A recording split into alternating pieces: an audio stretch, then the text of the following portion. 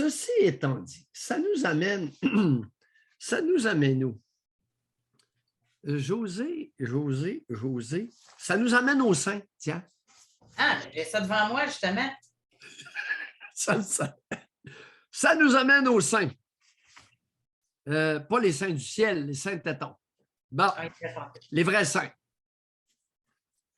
José, ça fait longtemps que je vous dis que une paire de fesses, même s'il y a une corde entre les deux, t'as beau te branler sur la plage, il n'y a pas grand monde qui va regarder ça. Mais une paire de seins... pas le débat, mais continuez. Oh oui, ben voyons. José, pour porte de l'évidence, on va accrocher une grande enseigne.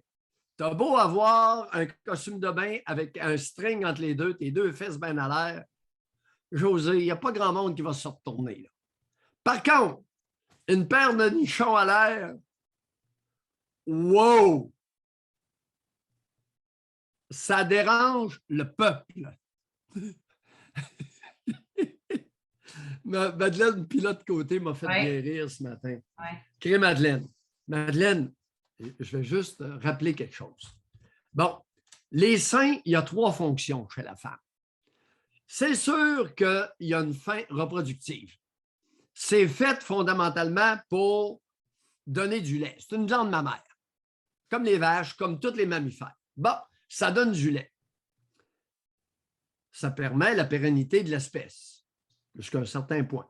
L'autre point, c'est récréatif. On est les seuls mammifères, d'après ce que je peux voir, chez les femelles, à avoir la glande mammaire connectée au clito. Bon, c'est pas moi qui ai créé ça, là, mais réalisez que vos glandes mammaires, c'est connecté avec votre clitoris.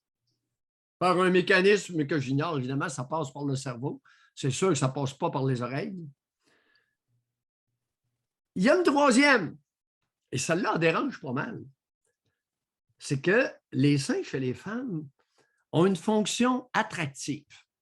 Qu'est-ce que c'est ça, matin? Ça attire les mouches! Ça attire les mouches solides. Autrement plus qu'une paire de fesses avec une corde d'enraie. Ça, c'est évident.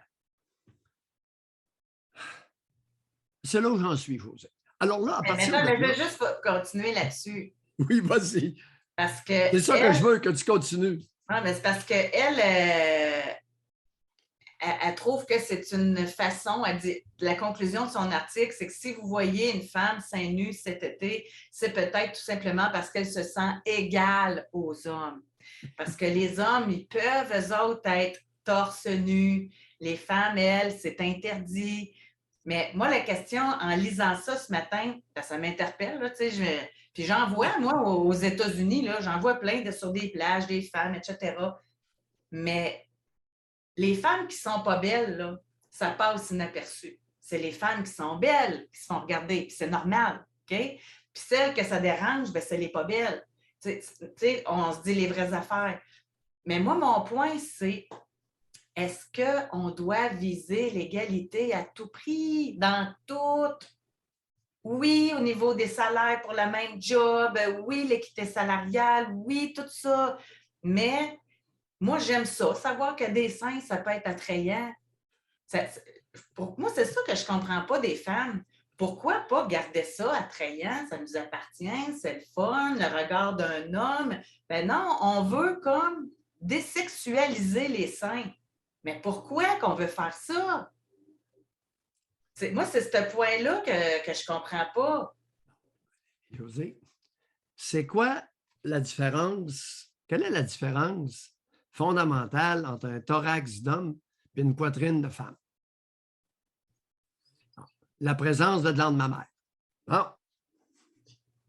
La connexion avec le membre d'excitation sexuelle. Est-ce qu'il y a des hommes qui ont un pectoral connecté avec la queue?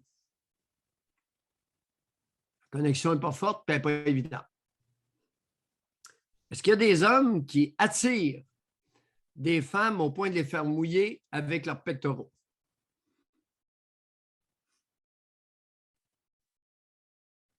Pas évident. Tu as mentionné le mot attrayant, qui attire. Attractif. Ça attire les mouches. Ben oui. Tu sais, vous avez beau vous rouler par terre, vous dites, ouais, je veux que mes seins soient uniquement des glandes mammaires. Ben oui, mais ma chouette, tes glandes mammaires sont connectées avec ton clitoris, que ça te plaise ou pas. Les femmes voulaient désérotiser, là.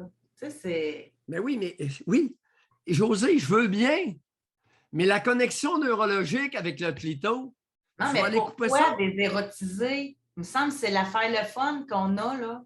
Tu sais? Ben, c'est un avantage que vous avez chez les hommes. C'est assez rare que... Ça peut arriver, mais c'est assez rare qu'il y ait des hommes qui aient les mamelons érotisés. Un peu, mais jamais. Écoute, as-tu déjà vu un homme qui se fait sucer les mamelons puis qui va éjaculer?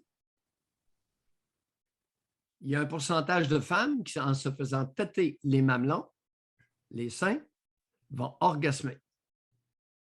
On convient-tu qu'on n'est pas tout à fait dans le même jardin? C'est neurologique. Et c'est propre à l'espèce humaine. À ce que je sache, les mâles gorilles ne têtent pas les femelles, les seins des femelles gorilles. Je n'ai pas entendu parler. Et Claire et moi, les éthologistes, s'il me manque des données. Puis l'étalon, pour exciter la jument, avant de la coupler, il ne va pas y jouer après le pied. Alors, il y a quelque chose chez l'humain de particulier. On essaie de s'acharner à nier